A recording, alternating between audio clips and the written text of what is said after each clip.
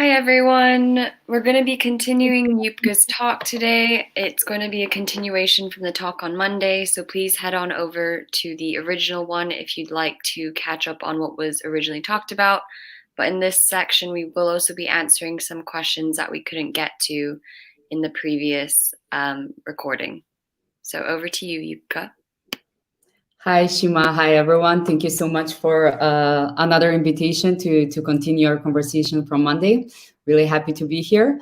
So as Shima said, you can go and check out the previous talk where we kind of set the basis of the work that we're doing with Accelerate 2030, the Sustainable Development Goals, entrepreneurship, some lessons from my first working experiences and why this was so important to start as early as possible. So today I would like to take you through the rest of my journey and what I learned on the way. And yes, as Shima said, cover some of the remaining questions that we didn't get to last time. So after the first working experiences that I was covering last time, which were super valuable to me to kind of open up the experiences to the world and the job market, I actually, so this is the overall journey here. And then I actually had this really unique experience to try myself out internationally through one of the projects that I was working on in Macedonia. I had the opportunity to go to the Innovation Fund in Austria, in Vienna, and spend approximately 6 months there learning about how they support innovation and startups and see if there are some elements that we could potentially transfer to Macedonia. So for me, this experience was super valuable. First of all, I learned a lot. Second, it was a really valuable life experience where I could be abroad and live by myself for the first time. But then on another level, it was really important because it kind of defined my future career interests. At that moment, I was really inspired by what they do in Austria and how they support startups. And I became aware of how important finance is to develop and scale innovation. So to me, it kind of informed a little bit the next steps in what I would like to, where I would like to further develop. Then coming back home after that experience, there is no picture here because it was not a very exciting period of life. After having all these great first working experiences, traveling, learning a lot, being able to spend time abroad and really learn from the best, I came back. The projects I was working on were completed. So I was offered a job at the Ministry of Education and Science in the international department, which I thought was super exciting. But it didn't really turn out to be what I initially planned. It was a ministry, so a state institution. There's a lot of bureaucracy. Things were not moving at a pace to which I was used to previously. So at that point, I knew that with the next opportunity, I would be out. My parents, though, were super happy that I was there because, as I was explaining a little bit in the previous presentation, in that context in Macedonia, it was really important to have a secure job. State jobs are generally very secure. You have all the social security. You can stay there long term. But for me, I knew there was something more. I knew that there was something more to explore and more to do. So in the first opportunity I had, I continued working in the sector of innovation. There was an innovation center formed by USAID where I worked. And then what I learned from this experience before I go to the next step is that there is no linearity in career. It's ups and downs. At the beginning, for me, it was just going upwards, learning a lot, gathering a lot of diverse experiences. But then coming back home, it was quite a stagnant period, let's say. However, for me, in this whole period and all the jobs that I get to experience, happened on a basis of recommendation. So basically, I didn't really apply for any of the jobs. It was a matter of recommendation where people that I worked with really appreciated the commitment and effort I was putting in the work, and they were happily recommending me to other colleagues in other organizations, which is really a great scenario in career, but it was due to the energy and commitment I was bringing into these relationships, and also not just in work, but in the human relationships as well. I was building friendships with the people I worked with. Then I mentioned that if you were to ask my family of how my career was, they would be really happy that I ended up in a state institution. But here I had to really push back and be true to myself and listen to my authentic desires and instincts. And this is really important, especially when you're young, because you're trying to find your path. Everyone will have a very well-intentioned advice for you, but everyone comes from their own experience. And especially when it's an intergenerational advice, sometimes it's a little bit outdated, unfortunately. So be aware of your energy levels when you enter into different experiences, especially work experiences, and be true to yourself if something is not really working for you. So moving forward, there's to wrap up on this point, there is this really great book that I also share as a resource at the end by Glennon Doyle, titled Untamed. And there's to this experience, there is a really great quote that I really like. It says, every time you're given a choice between disappointing someone else and disappointing yourself, your duty is to disappoint that someone else. Your job throughout your entire life is to disappoint as many people as it takes to avoid disappointing yourself.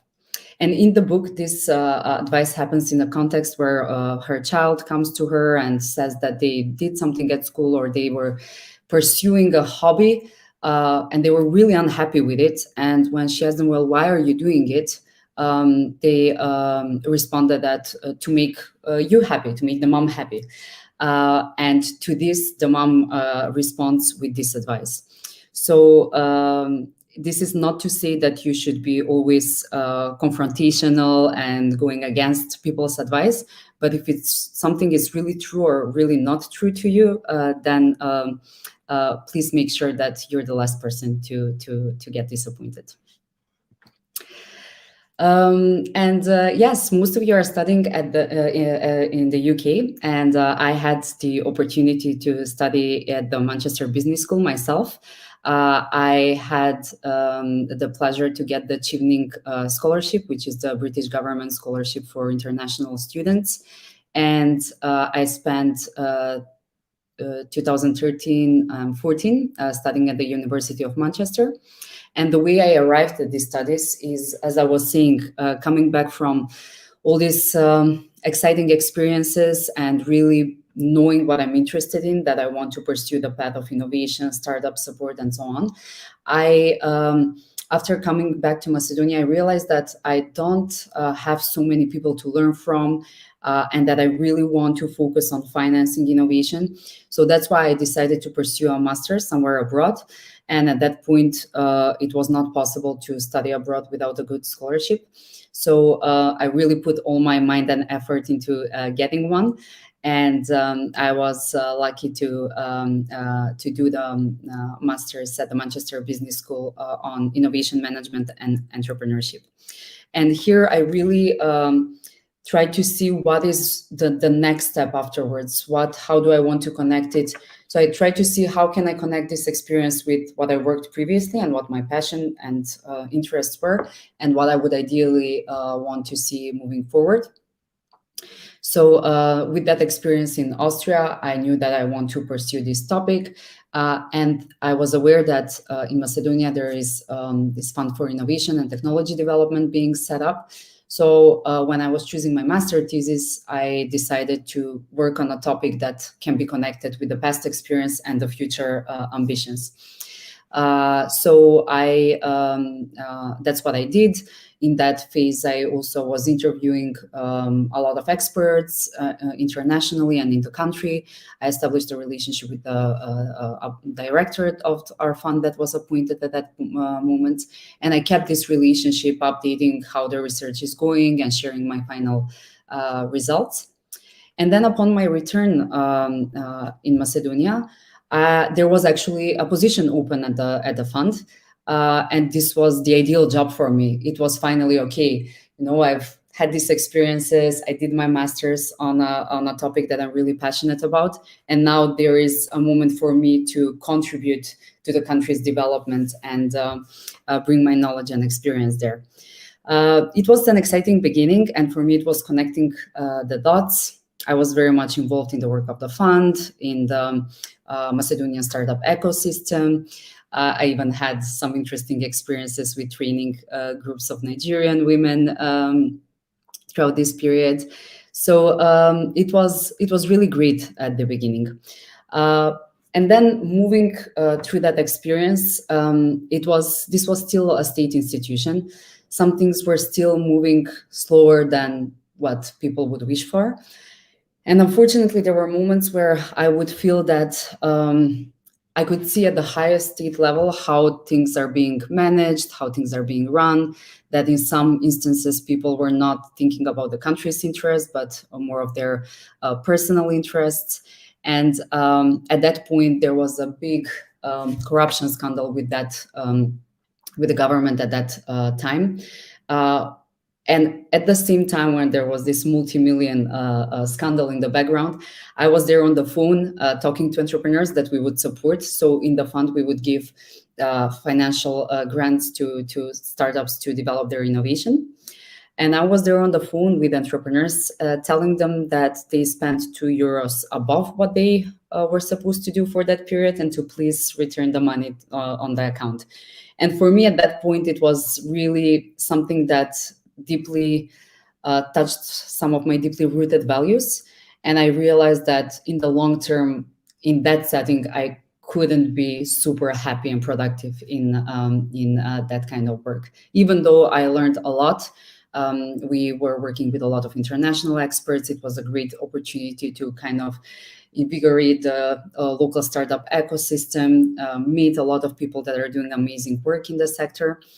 But at that point, after a year and a half, mixed with personal circumstances of me moving to Switzerland, I actually left that work. And that was the moment when I embarked on another international experience. But as a stopping point of what I learned from this piece is in terms of studies. I'm aware that a lot of you are finishing your undergrad. Maybe some of you have already went into postgrad studies. For those of you that are finishing your undergrad studies, I would advise that before you jump into master studies, to maybe explore some working experiences, give yourself a bit of time in between to really understand where you want to go. Studying is great, and you pick up a lot of practical knowledge as well on the way. But once you've tested yourself a little bit, life will give you a bit more input into what really is right for you. So I would advise to have a bit of practical experiences once you finish, before you really set your mind on what you want to do next. Again, the power of human relationships and networks was really important for me, because even to get the scholarship, I had to get some really great recommendations from professors, from previous managers. So this is something to really keep in mind. The power of intentions. In this, I will mention it maybe later again, but at this moment, this connects to also how I thought of what I want to do based on previous experiences, based on what I see for myself in the future, and some small intentions, like me deciding what is the topic that I want to write on for my thesis, then turned out to be my next career step. So be aware that small intentions and small desires planted properly can grow into some really interesting experiences.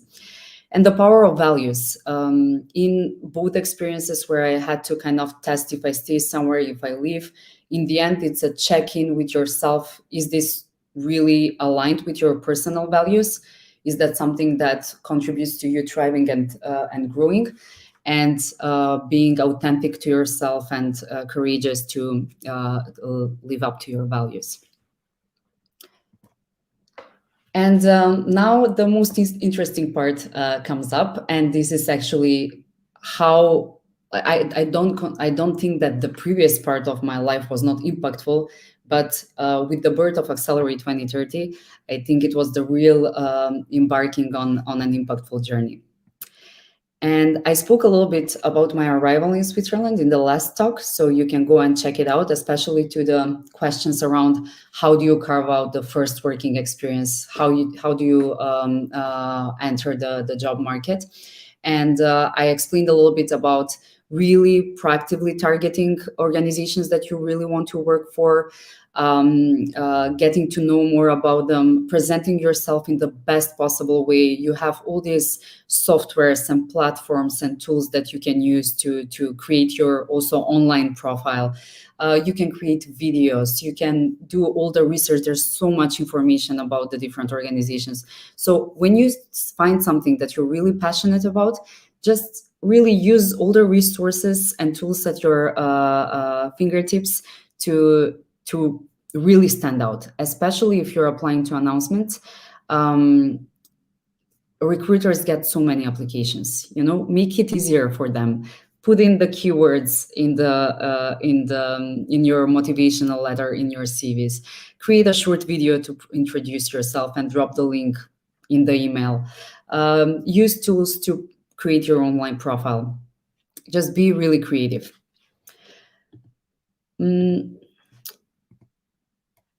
So we can also, I'm sure there will be some more questions, so we can cover that in more detail. And then I wanted to tell you a little bit about the Accelerate 2030 beginnings. So when I moved to Switzerland, a lot of people were saying, oh, this will be a really challenging context. It will be maybe half a year to a year until you find a job. And I was aware of what I'm getting myself into, so I was willing to take the risk. As I mentioned in the previous talk, I didn't have many contacts in Switzerland, but I did my best to mobilize all my networks across Europe, all my friends and previous colleagues. And then through Impact Hub Vienna, the team that I met while I was living there, I got an introduction to Impact Hub Geneva. So I landed in Switzerland on 10th of May, and on 12th of May, I had a meeting with Impact Hub Geneva and with Santu, who became my closest partner here. She's one of the co-founders, and together we are kind of the driving force behind what Accelerate 2030 grew to be, of course, with a really large team of amazing people around us.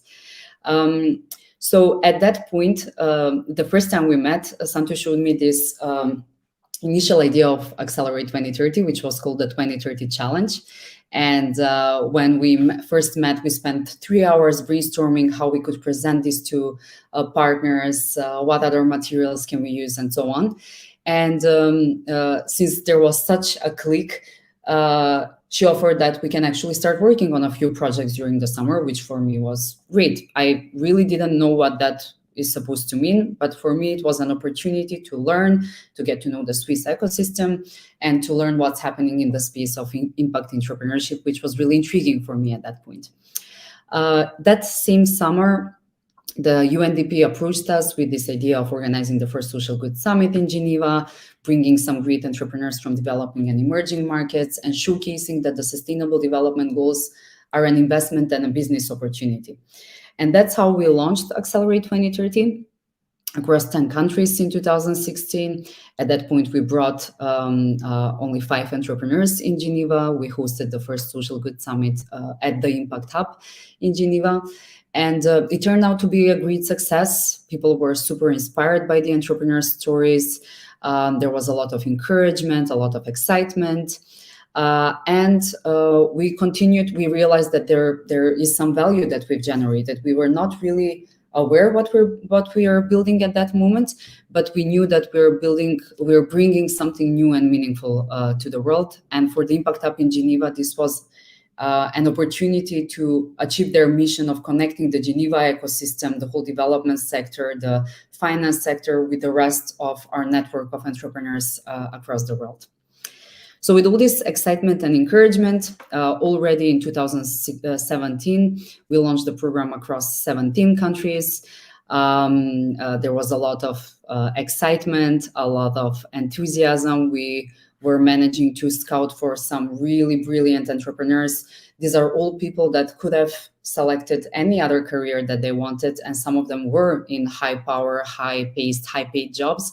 But they really decided to dedicate their life to a problem they were passionate about, to a solution they were passionate about, and move the needle on these issues. So you can imagine that in this context, life was really exciting. Life was moving really fast. There was a lot of encouragement from the environment to grow, to move faster. And at that point, for me, what this meant was, and what it means in the 21st century to have a really exciting and engaging career, it means that, especially for a group of maybe overachievers, this is an opportunity to, not an opportunity, but a danger to not take good care of yourself. What it meant for me is that after a year of arriving in a new country, building a big program, moving at a really fast pace, working crazy hours, and setting really high standards for myself above all, and also forgetting to integrate any healthy rituals at that point, for me, this meant going into a burnout. And it meant that I was physically at one point not even able to get out of bed, consistent headaches, and it affects the emotional level as well, which translates into decreased motivation, decreased engagement with your job.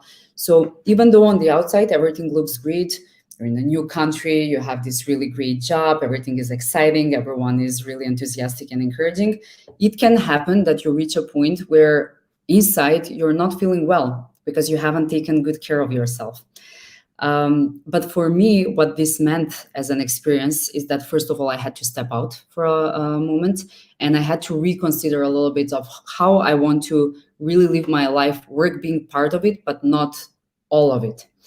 So in a way, this experience for me was a blessing in disguise. I got to pause and really dive deep into, okay, what really sparks joy for me? What makes me happy? What brings my energy levels up and down? How do I integrate rituals and habits that fill my cup when my cup is also depleted by some other things? So at that point, I explored all these topics. I started reconnecting with my body, started doing yoga, something that to this day is one of my most precious rituals. I read a lot of books. I spoke to many people that have had similar experiences or that are wiser than me. And I renegotiated my own standards about how I want to invest my time, what are my standards in terms of quality of work, and also renegotiating that I can't do everything for everyone at every time. So prioritization, what is really important, what needs to be done when, and with what quality. Because previously I would not compromise on anything.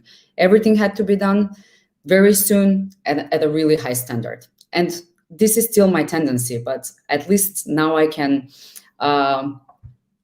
pause and prioritize when I feel that it's becoming a little bit overwhelming.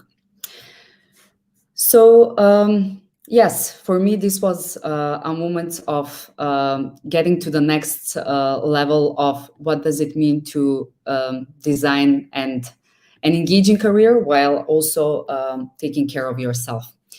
After my return, so I did return to the same job, and we continued building Accelerate 2030.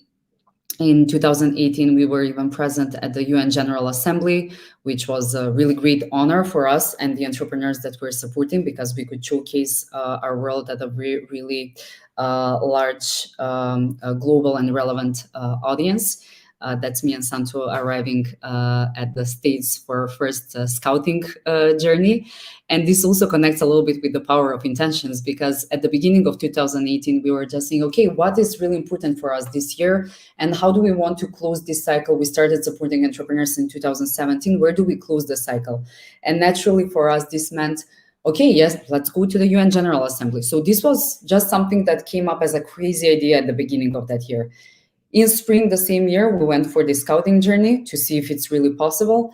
And in September, we were at the UN General Assembly, our entrepreneurs sharing their story with a really high-level audience, visiting really interesting companies across the city.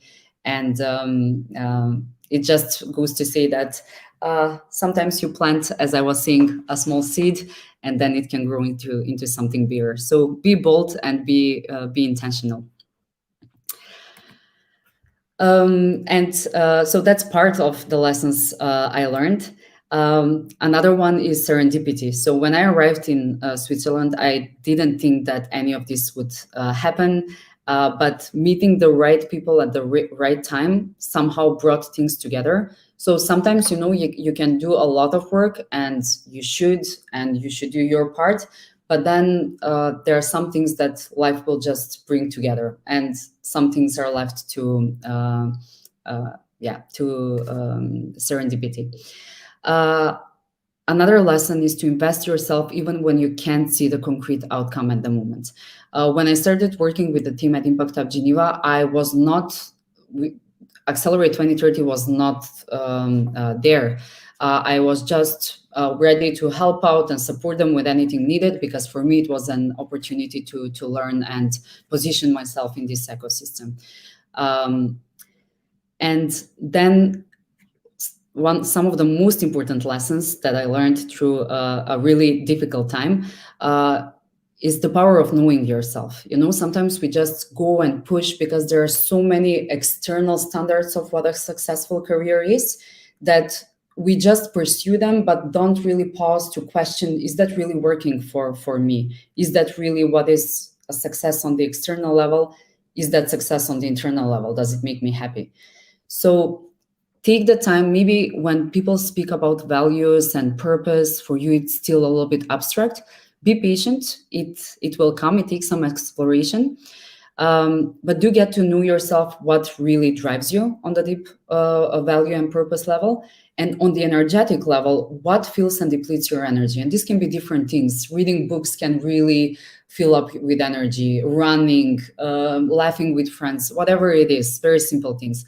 There are certain things that can really deplete your energy, or certain people that can deplete your energy. But be aware and monitor that, and really learn to follow your body and your energy levels to know,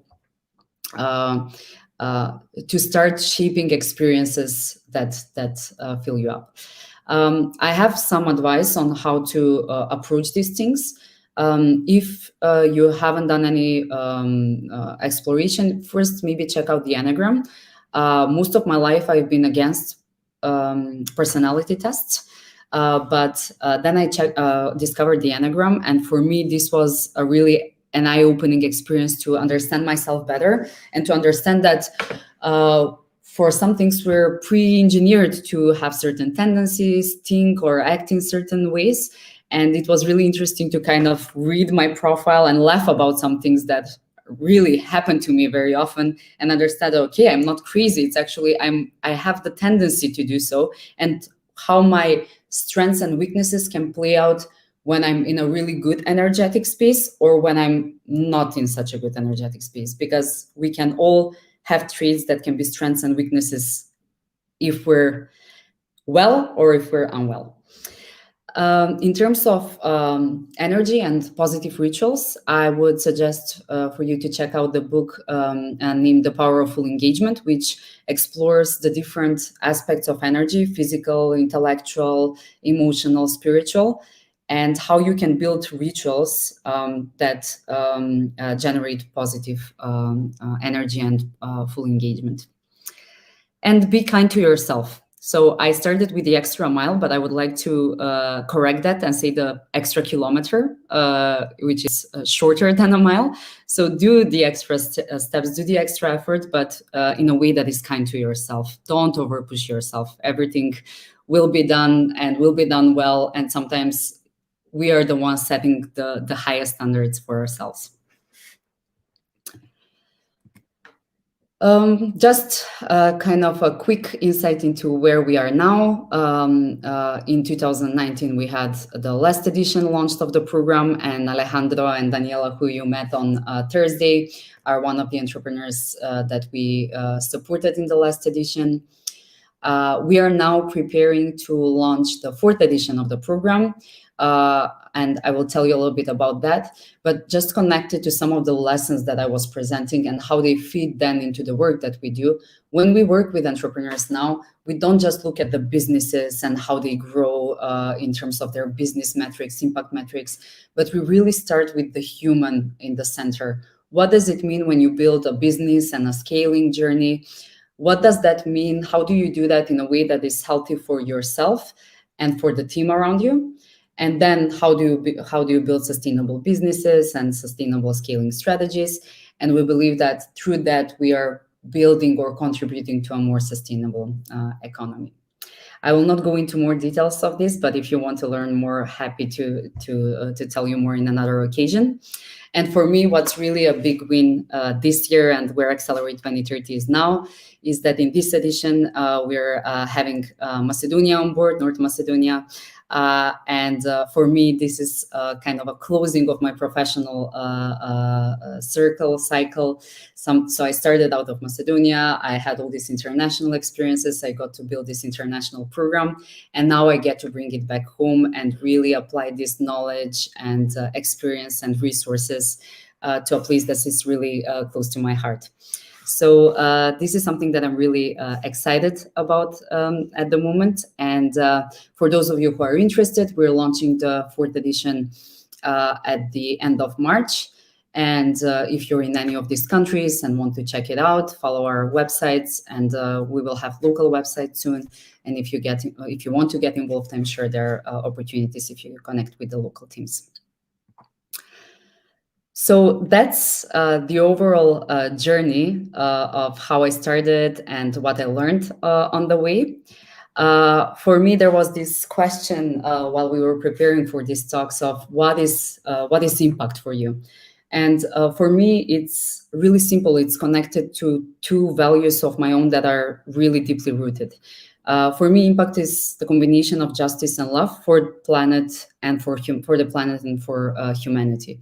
And applying this principle of being just and being loving to our natural systems and to humans means that we would not have many of the challenges that we have. We would not have degradation of our natural systems. We would not have people living below the line of poverty if we were treating ourselves in a just and loving way. So, and this is how I see that we're contributing to the work with Accelerate. So that kind of closed my impactful journey. And in terms of thinking of your journey ahead, what I wanted to do is close with 2 maybe models of how you can think about it. First, I wanted to share a little bit of how we see jobs versus career versus a calling. We talked a lot about career this week. And this is adapted from our dear partner, Louise Legat, who does a lot of great work with us and our entrepreneurs. So basically, this is something that I want to show you so you can maybe check in with yourself and throughout your career to see where you're standing at the moment and where would you ideally like to be. So a job is like the basic level, right? The motivation is the paycheck. Work is a necessity. You have to do it because maybe you need to feed your family. There are not many expectations in terms of how is this aligned or what is kind of the future development of your life in terms of your work. And people are usually looking forward to the weekends and vacations in this case.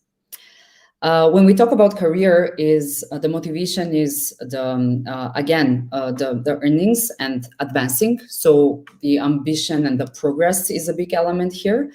The expectation is to climb the ladder and gain more prestige and power. And people are looking forward to the next promotion because this means that you're succeeding and that you're moving forward. And then when we talk about calling, we're talking about, well, the motivation comes from the thing that you're doing itself. So you're really passionate about it, and your motivation to do that work is because you're working on that issue. Work is then becoming kind of a mission in your life, vocation. And the expectation is that through this work, you're contributing to a better world and to your own fulfillment. And you're looking forward is doing more of this work, doing more of this impact. I'm putting an exclamation mark here because I want to connect it to the previous points that it's important, we should work on it, it's our passion, but in a way that is conscious and respectful to and kind to yourself. And this is something that we discussed last time, and I think we already took the first steps of how I would see someone embarking on an impactful journey. So starting with finding an issue that you're really passionate about, and a lot of you gave really great ideas about sustainable food systems, sustainable fashion, migration, labor, and so on. And then doing a research on the topic. Who are the organizations and people already doing some great work? Can you join them? How can you connect with them?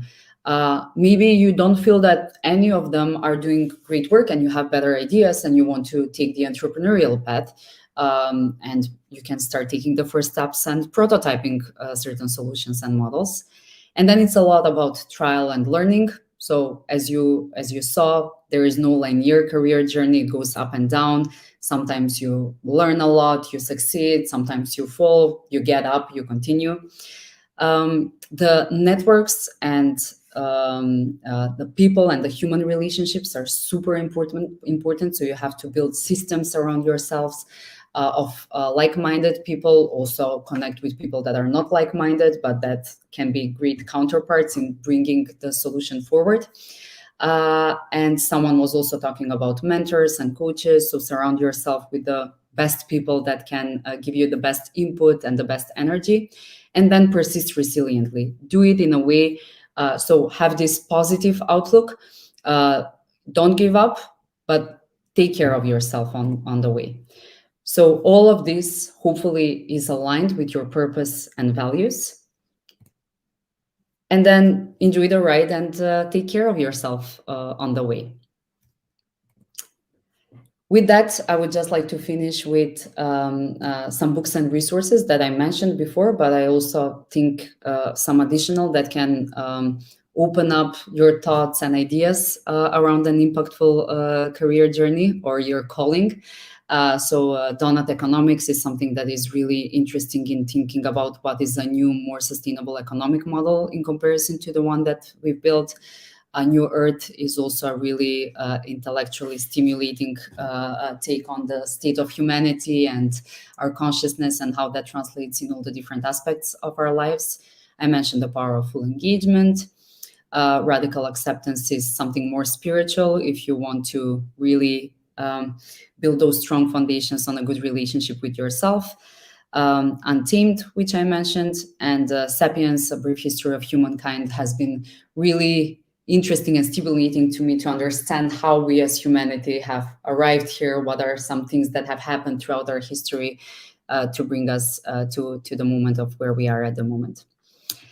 And there is a colleague here in Geneva, Kaylee, that just started a new YouTube channel where she gives short 10-minute videos on sustainability. So if you want to learn a bit more about the topic, you can go and check it out. So with that, I would like to wish you a really exciting journey. Last time I used the metaphor of going into this forest of exploration of what it means to embark on this next step of your life. And yeah, I wish you the best of luck and a lot of adventures on the way. Thank you, Ljupka. That was really, really insightful, and I'm really glad we got to finish that up. I've learned a lot just from hearing you speak. I think now would be helpful for us to answer some of the questions that came up in the last presentation. The first one that we had was on how do you manage balancing being efficient and I guess productive while still ensuring the quality to your work? I think this comes back to that piece that I was discussing around, having high standards in terms of your work results, but doing it in a way where you smartly prioritize. So embarking on work life in the 21st century means that your information flows are really fast. You're almost always available. You send an email, it comes back 10 minutes later. The more work you do doesn't mean that there's less work for the next day, but you've generated actually more work for the next days.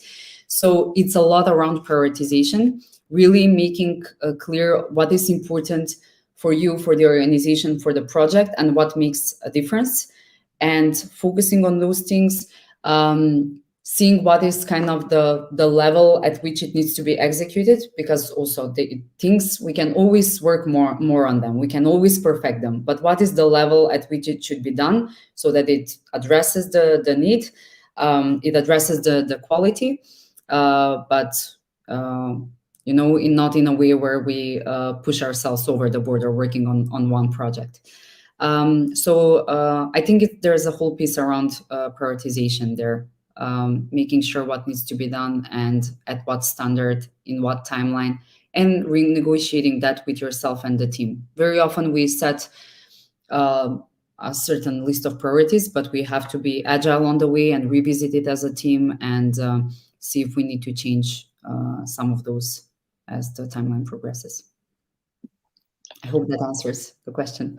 I think one question that I had, kind of also listening to you speak on the topic of like burnout, was there like a specific moment for you that made you realize you kind of needed to make yourself more of a priority? Like, what made you get to that point, and how did you find the courage to say, actually, I do need to take a step back? Like, I imagine that must have been quite scary to have done.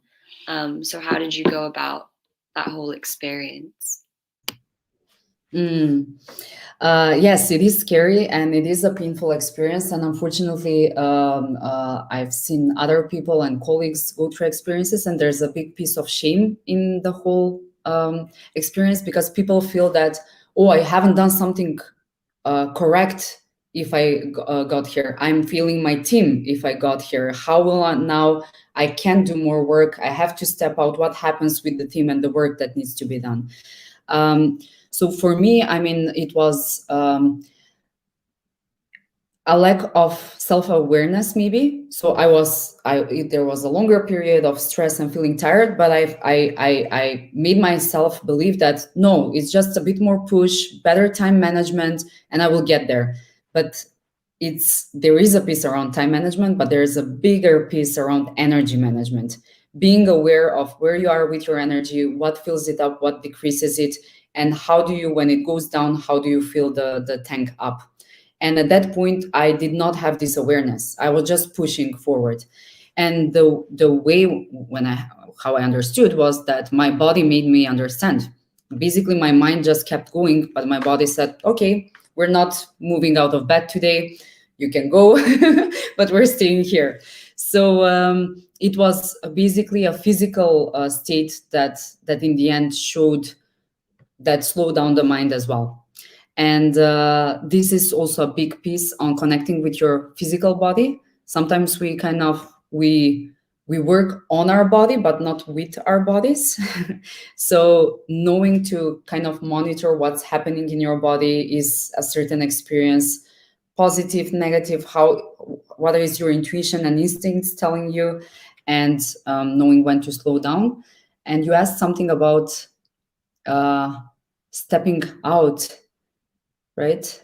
Like it's also about, like, I've been really thankful to also have a great team around that actually can also recognize that. And uh, there are points where you just recognize it in yourself or in others, and you jointly take certain decisions in order to, for the well-being of the person, but also of the team as a whole.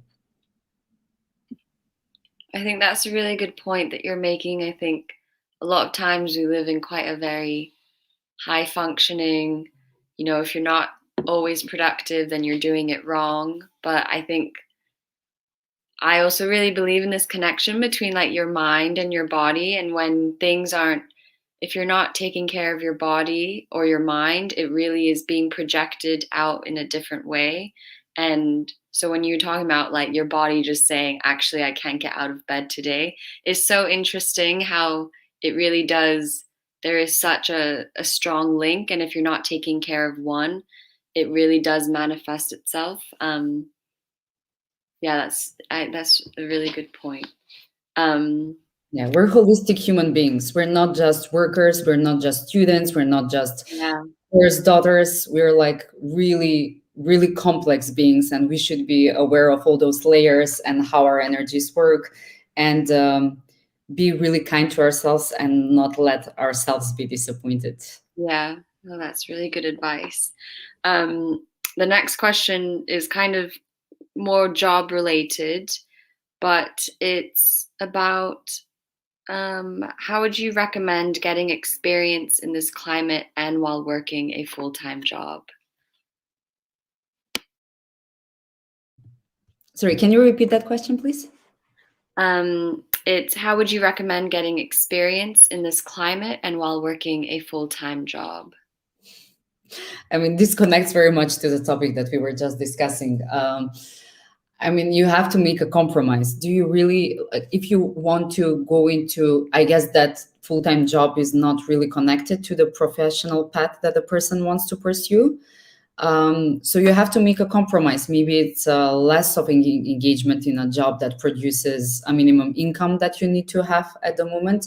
And then releasing some capacity so you can pursue another project that is more within your professional path. You can't be in 3 different places at once, and you can for a certain period of time, but then it will not be healthy in the long term.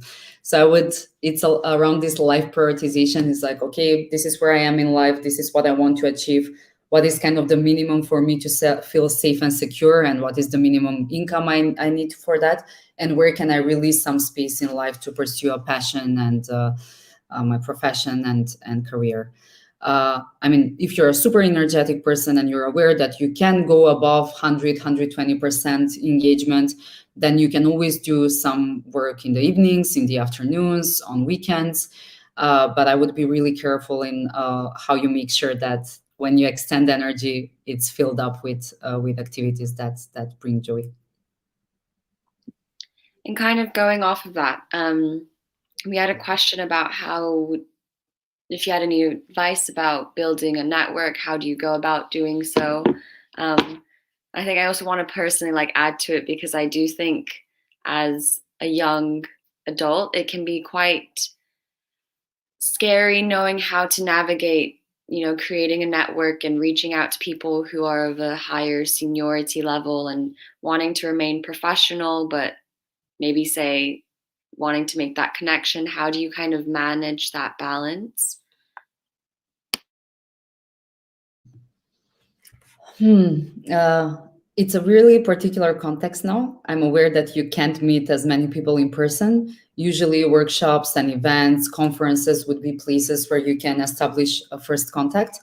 But I mean, maybe building on and repeating a little bit of what we spoke last time, really the organizations and the projects and people that you're inspired by, don't hesitate to reach out to them directly. Research a little bit of what they're doing, find their profiles on LinkedIn, approach them, introduce yourselves kindly, and just kind of express your inspiration, your excitement about the work that they do. Connect it with something that they've done recently. It's like, hey, I heard your talk, or I actually checked out your website, or I saw your last article. I think this is really inspiring. Pick up on a certain point, build on that. I would really love to meet you for a short, I don't know, 50 minutes call, or whatever your call to action would be, if there's any. And try building those relationships now in the virtual world, which is a challenge and an opportunity at the same time, because now you can reach out to anyone in the world. And I did that myself a few days ago. There is someone on the list that I mentioned of authors that I would be really excited to have involved in our work. And I know it's really difficult to get to them, but I wrote a nice a message, included a lot of resources, made it personal, and I'm hoping to hear back from them. So it's it's not something that has like a recipe and a project. It's very, and we go through life even if we don't want to. We build networks and relationships, and it's bringing your authentic self in all those conversations and relationships will also make people at ease to introduce you to other people, to engage you in projects. So go in with authenticity, with excitement, with a prior research, and I'm sure you will have people engaging with you. Thank you. And finally, I think this would be a last question. You briefly touched upon it, but maybe just to elaborate on it more, on whether, have you ever encountered corruption that hindered your progress? If so, how did you deal with that? I mentioned it a little bit in the context of some of my working experiences. And I mean, it's part of the human experience. I mean, corruption, you can find it anywhere at any level. And it is part of this networking piece. Some people network very well with each other for personal interests. So it comes back again to your system of values. Is it at a level where you can tolerate that because you feel you're working towards a bigger good, and that's kind of part of the human experience integrated within it, or is it really violating your values at a really deep level? And if the latter is the case, then you will have to make some difficult choices and decisions at some points, and step out of certain situations where you're completely out of your authentic self. So it's very contextual, and I would say that just follow your values and intuition in those moments, because you will encounter it on the way. Thank you. Well, I think those are all our questions. So thank you again, Ljupka. It's been a pleasure to have you. It's been a pleasure to talk to you. And I'm really glad I had the opportunity to moderate this talk and to have you be here for the Make an Impact initiative. And I'm sure a lot of people will benefit from these recordings, and it'll be a really helpful resource that they can refer back to in the future. So thank you for your time. Thank you, Shima. Thank you for the great moderation. Thank you to Aishna for the kind invitation and for putting this initiative together. I got to see some short snippets of the other talks, and I think this is a really great resource for young people embarking on their next step. So well done, and congratulations to you and the whole team. Thank you.